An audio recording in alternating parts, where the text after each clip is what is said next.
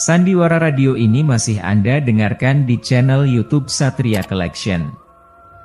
Jangan lupa tekan tombol like dan subscribe.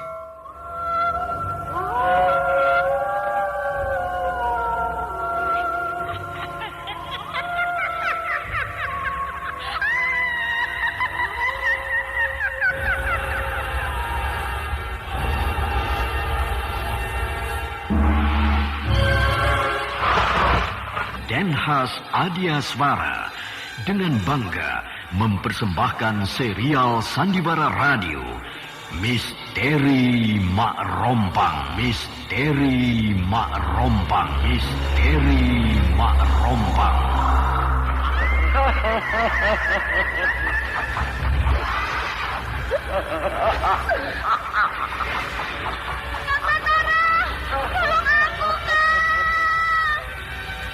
Cepat kemari Wulan. Mak Rompang, kisah bangkitnya kembali setiap 200 tahun. Seorang anak manusia yang dapat berganti wajah dan wujud. Terkadang menjadi seorang gadis cantik teramat cantik. Terkadang menjadi seorang nenek tua renta buruk rupa yang selalu menimbulkan prahara dan malapetaka mengerikan bagi umat manusia.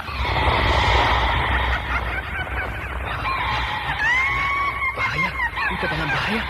Sudah, cepat tinggalkan tempat ini. Cepat. Tunggu Kamira, aku mau menutup warung dulu. Jangan pikirkan warungmu, pikirkan nyawamu. Menjauh! Tuk Tunggal bilang menjauh. Takut itu berapa panas. Tuk Tunggal ada di mana, Wira? Tuk Tunggal berada di dalam takut. Penyisir semua! Penyisir keluar dari desa!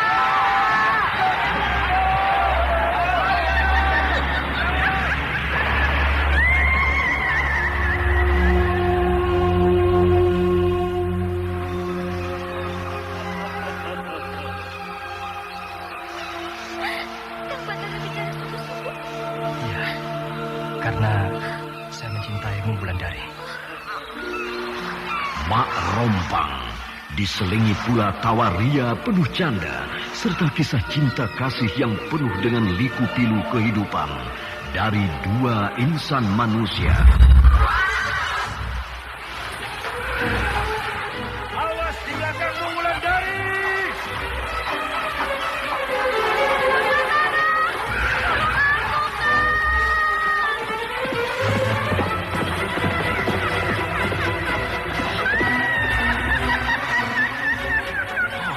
Celaka, Wulandari dibawa lari Mak Rompang. Dia.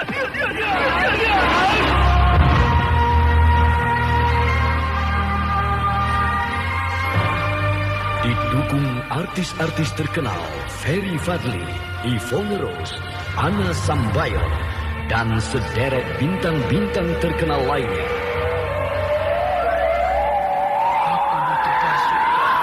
Baik, permintaanmu aku penuhi. Karena aku sudah hadir di dunia ini. Terima kasih, Mak Rompang. Ikutilah episode kelima, Penunggu Karang Bolong. Penunggu Karang Bolong. Penunggu Karang Bolong. Penunggu Karang Bolong.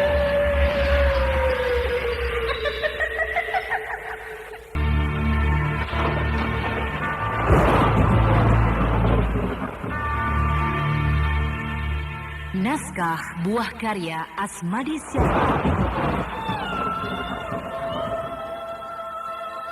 Seri yang ke-17 ini didukung oleh Aris sebagai Ki Sono Keling, Dedis sebagai Ki Kunjara, Naryo sebagai Ki Sabrang, Idris Apandi sebagai Ki Rekso, Ferry Fadli sebagai Batara, Heris Tiono sebagai Ki Mujur, Lili Nur Indasari sebagai Gandini, dan pembawa cerita Neni Sumardi.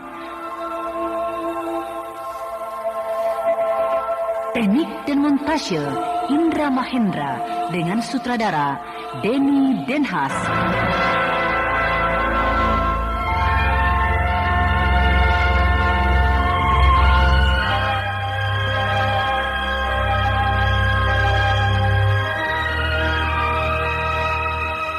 Pada kisah yang lalu diceritakan, telah terjadi di desa Karangbolong bencana yang tidak diingini oleh penduduk setempat. Bencana itu adalah tewasnya seorang gadis yang bernama Icih di tepi pantai. Menurut penduduk setempat, gadis itu tewas karena korban Nyai Kemuntung. Mayatnya terdampar di tepi pantai setelah beberapa hari hilang.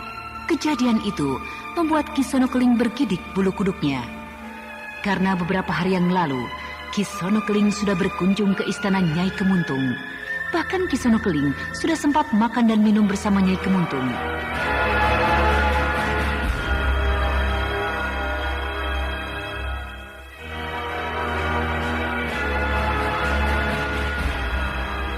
Kini Ki Sono Keling berpikir bagaimana caranya supaya dia cepat-cepat bisa meninggalkan desa Karangbolong.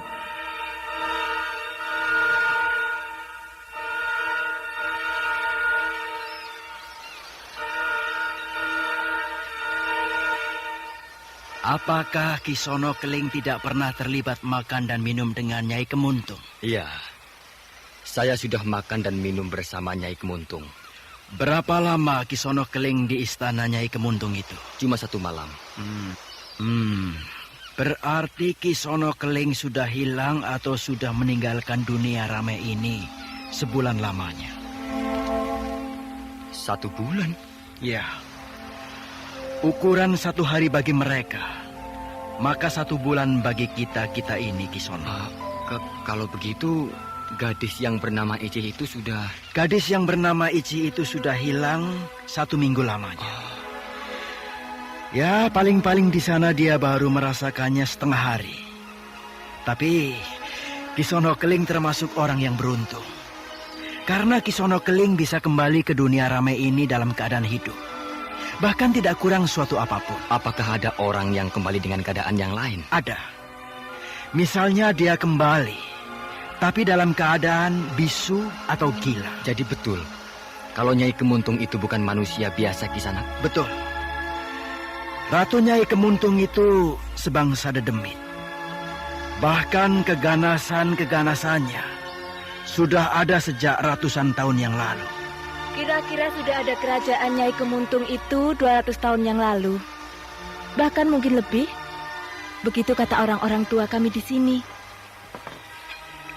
Silahkan Ki Sono Keling, minuman hangat dan rebus ubinya. Iya. Saya selama di sini selalu merepotkan Kisanak berdua. Tidak. Kami malah senang bila ada tamu seperti Ki Sono Keling ini. Maklum, kami kan tidak punya anak. Sehingga kalau ada tamu yang menginap di rumah ini, wah, kami merasa gembira sekali. Terima kasih kalau begitu. Ayo Ki Sono Keling, jangan malu-malu. Diminum dan dimakan hidangannya. Iya. Akan aku makan nanti.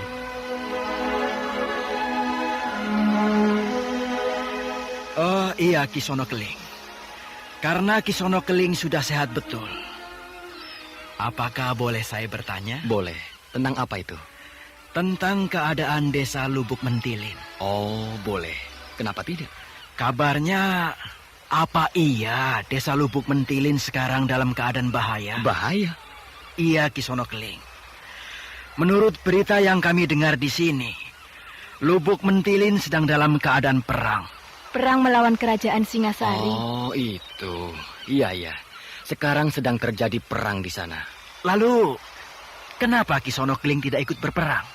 Atau Ki Sono Keling memang sengaja lari menghindari peperangan? Oh, tidak. Kenapa harus lari? Bukankah membela negara adalah pekerjaan yang mulia? Jadi Ki Sono Keling juga ikut berjuang membela negara? Iya, ikut. Wah, kalau aku jadi Ki Sono Keling, akan aku sembelih satu persatu orang-orang Singosari itu. Kau pikir orang-orang Singasari itu kerbau yang gampang disembelih? Apakah Ki Sono Keling pernah membunuh orang-orang Singasari dalam peperangan? Iya, pernah. Ngeri ya, membunuh orang. Iya, ngeri juga. Kalau saja aku bersama prajuritku di sini, maka kalian berdua yang akan aku sembelih. Karena kalian pasti benci pada orang-orang Singasari. Sekarang bagaimana keadaan desa itu Ki Sono Keling? Apakah sudah aman? Tapi menurut berita orang-orang yang baru kembali dari sana, pasukan Lubuk Mentilin dapat memukul mundur pasukan Singasari. Betul begitu, Ki Sono Keling? Ya tidak juga. Tapi pasukan Singasari sedang mengandurkan serangan saja. Oh, begitu. Lalu menurut Ki Sono Keling, apakah pasukan Singasari akan bisa merebut kerajaan Dharmasraya ini? Ya bisa, iya bisa. Tapi orang-orang Dharmasraya hebat ya. Kita perlu berbangga. Karena sudah selama ini pasukan Singasari belum juga bisa merebut kerajaan Dharmasraya. Bahkan mendekat kota raja saja, tentara Singasari itu sulit sekali. Iya, hebat. Ki Sono Keling, kalau Ki Sono Keling berperang lagi, berapa orang Ki Sono Keling akan membunuh tentara Singasari? Kalau dalam peperangan, kita tidak bisa mengira-ngira berapa orang bisa kita bunuh. Bahkan bisa-bisa kita yang terbunuh, kalau tidak hati-hati. Maksud saya, kalau Ki Sono Keling punya kesempatan untuk membunuh tentara Singasari, berapa orang kira-kira yang akan Ki Sono Keling bunuh? Kalau menurutmu bagaimana? Kalau menurut saya akan membunuh sebanyak-banyaknya. Kenapa begitu? Karena mereka seenaknya saja datang kemari dengan maksud untuk merebut kerajaan Dharmasraya. Iya, benar Ki Sono Keling. Mereka datang tanpa permisi, tanpa bilang apa-apa. Tiba-tiba mereka menyerbu kerajaan. Bukankah itu suatu penghinaan bagi orang-orang Dharmasraya? Jadi sudah sepantasnya mereka dibunuh, dihancurkan. Ternyata orang-orang di desa ini berpihak pada kerajaan Dharmasraya. Kalau saja mereka tahu bahwa aku adalah salah seorang panglima perang kerajaan Singasari, maka habislah riwayatku. Ki Sono Keling, iya ya. kenapa termenung? Apakah Ki Sono Keling ingat kampung halaman? Tidak. Kalau Ki Sono Keling pulang ke kampung, tolong sampaikan pada orang desa Lubuk Mentilin bahwa kami di sini siap membantu bila dibutuhkan. Kami siap perang menghadapi tentara Singasari. Iya, akan saya sampaikan nanti. Sandiwara Radio ini masih Anda dengarkan di channel YouTube Satria Collection. Jangan lupa tekan tombol like dan subscribe.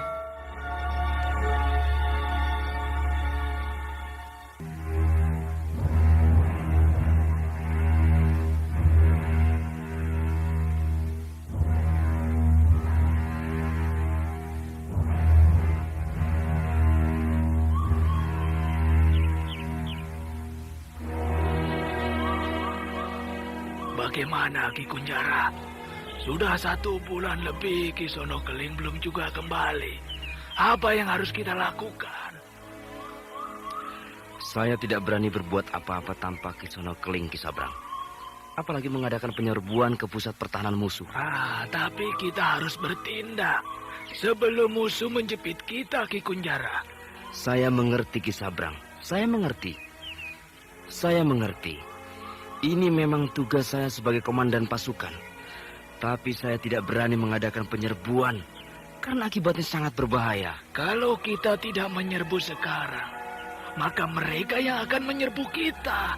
Kita akan sambut mereka kalau mereka berani mengadakan penyerbuan, Ki Sabrang. Mereka berani. Mereka sudah siap untuk mengadakan penyerbuan.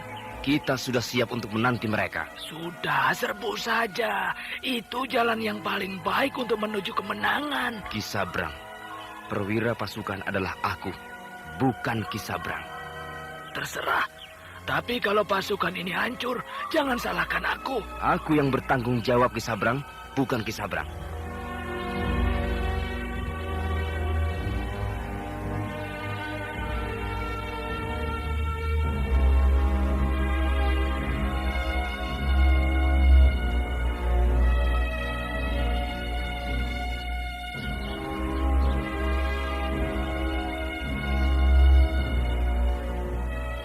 Aku lesu, Batara. Apa yang kau pikirkan? Tidak ada apa-apa, Ki Lurah. Saya sudah siap ditugaskan untuk penyerbuan besok pagi. Tapi beberapa hari ini aku lihat selalu murung. Pasti ada sesuatu yang kau pikirkan. Tidak ada, Ki Lurah. Saya siap untuk perang besok pagi. Batara, Perang bukanlah hal yang main-main. Menangnya sebuah peperangan tergantung dari yang memimpin pasukan di dalam peperangan. Kalau kau besok pagi memimpin pasukanmu, tapi kau murung seperti ini, maka aku khawatir kita tidak bisa memenangkan peperangan besok pagi. Karena perwira tumpuanku adalah kau. Saya siap untuk memimpin pasukan perang besok pagi, Ki Lurah. Aku tidak yakin kau siap, Batara. Aku tidak yakin. Aku tidak mau pasukan kita hancur karena kau belum siap. Baiklah, untuk itu, penyerbuan aku undur seminggu lagi. Saya betul-betul sudah siap, Ki Lurah. Saya siap besok pagi, percayalah. Jangan kita mengorbankan orang lain. Kau harus tenang dulu. Kau harus siapkan dirimu dulu, baru kita mengadakan penyerbuan. Tapi bukankah penyerbuan untuk besok pagi sudah kita rancang sedemikian rupa, sehingga pasukan kita sudah siap semuanya? Aku perintahkan untuk diundur seminggu lagi. Baiklah, saya patuhi perintah Ki Lurah. Sandiwara Radio ini masih Anda dengarkan di channel YouTube Satria Collection. Jangan lupa tekan tombol like dan subscribe.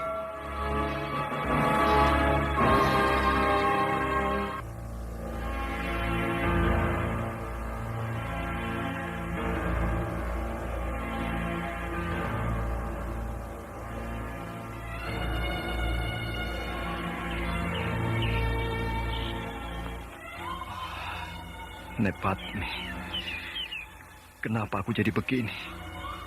Aku seolah-olah kehilangan pegangan. Aku seolah-olah tidak punya siapa-siapa lagi di dunia ini. Walau aku masih punya Ki Mujur atau Ki Lurah tempat aku berlindung dan bertanya. Nepatmi dan kaum kerabat yang berkubur di sini. Aku iri karena aku masih berada di dunia fana ini. Sedangkan Nepatmi, Kisena dan kaum kerabat yang lain sudah selesai menjalankan tugas bakti di dunia fana. Itu sebabnya aku ingin pergi berperang besok pagi. Karena aku ingin menyusul Nepatmi, Kisena dan kerabat yang lain. Aku ingin hilang dari dunia fana ini. Aku ingin hilang dari beban yang teramat berat ini. Kau laki-laki penakut, Batara. Ki Mujur? Aku mengikutimu sejak dari pendopo kelurahan, Batara. Aku kira kau akan membuat suatu kejutan, sehingga kau akan bisa menerima beban tugas itu nanti dengan pikiran yang jernih. Ternyata tidak. Kau pergi kemari ke kuburan leluhurmu hanya untuk mengatakan bahwa kau sudah kalah sebelum berperang. Aku malu mempunyai murid sepertimu. Aku tidak mengerti maksud Ki Guru. Bukankah kau murung karena Wulandari? Ayo jawablah. Iya. Kenapa hanya karena seorang perempuan kau sampai mau mati sekarang juga, Batara? Padahal persoalan perempuan bagi laki-laki adalah sebagian dari persoalan hidup yang begini besar. Bukan sebaliknya. Saya sangat benci Ki Guru. Itu sebabnya kalau tanpa Wulandari, maka rasanya saya tidak punya semangat hidup lagi. Tidak punya gairah hidup lagi. Kan aku sudah bilang padamu, Batara, bahwa kau salah. Salah dalam mengatakan cintamu padanya. Kau berpikir bahwa dengan menunjukkan kerja yang mati-matian, kerja yang tidak ada henti-hentinya pada tugas yang kau emban, kau sudah menyatakan cintamu. Padahal bagi Wulandari, justru sebaliknya. Dia menganggap kau menyepelekan dia, mengacuhkan dia. Iya, saya tidak tahu lagi apa yang harus saya lakukan sekarang ini. Bangkit, Batara, bangkit dari kemurunganmu. Itu yang paling penting. Karena kau akan menghadapi peperangan yang besar. Kau akan memimpin pasukan yang butuh bimbinganmu. Salah kau menentukan aturan peperangan, maka ratusan nyawa prajuritmu akan melayang. Tapi saya tidak tahu bagaimana harus bangkit dari kemurungan ini. Batara, Kau ini ternyata laki-laki yang tidak jantan. Kau laki-laki yang cengeng, Batara. Kalau kau benar-benar jantan, datang ke tempat Wulandari. Lalu tanyakan pada gadis itu, apakah dia masih suka padamu atau tidak? Kalau dia tidak lagi mencintai saya, Ki Guru. Batara, kalau dia tidak lagi mencintaimu, maka tinggalkan dia, tinggalkan. Hadapi tugasmu. Ini yang paling penting. Tugas negara yang tidak kecil ini. Ada-ada saja. Ayo, datanglah ke sana, Batara. Ke Padepokan Telaga Sore. Baiklah, saya akan datang ke sana. Bagus. Kau ternyata masih punya nyali untuk soal cinta ini. Ki Lurah. Sudah lama kau tidak muncul di pendopo kelurahan ini, anakku. Saya sedang mengurusi pasukan saya, Ki Lurah. Ada masalah dengan pasukan yang kau pimpin dengan ini? Tidak ada, Ki Lurah. Kami semuanya sudah siap untuk penyerbuan besok pagi. Besok pagi? Apa kau tidak tahu kalau besok pagi itu penyerbuan dibatalkan? Maaf, Ki Lurah. Saya tidak bisa menghadiri pertemuan pembatalan itu. Tapi saya sangat kecewa mendengarnya. Apalagi pembatalan itu dikarenakan oleh Batara. Apakah hanya Batara yang kita andalkan di dalam pasukan ini? Apakah karena seorang yang bernama Batara maka urusan negara kita batalkan? Kau tidak mengerti urusannya, anakku. Ki Lurah selalu membela dia. Padahal dia tidak pernah memikirkan kita.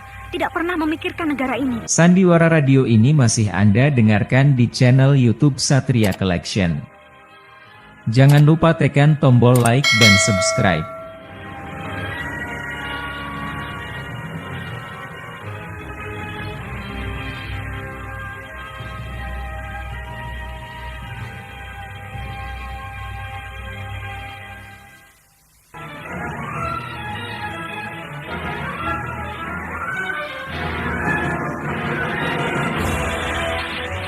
Gandini masih bertengkar dengan ayahnya. Sedangkan Batara baru saja turun dari bukit tempat leluhurnya dimakamkan.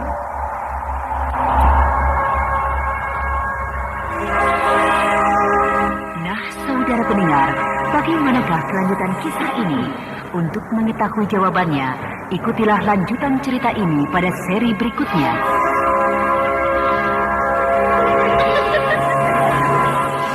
Demikianlah tadi serial Sandiwara Radio Misteri Mak Rompang, episode kelima, Penunggu Karang Bolong, dipersembahkan oleh Denhas Adia Suara.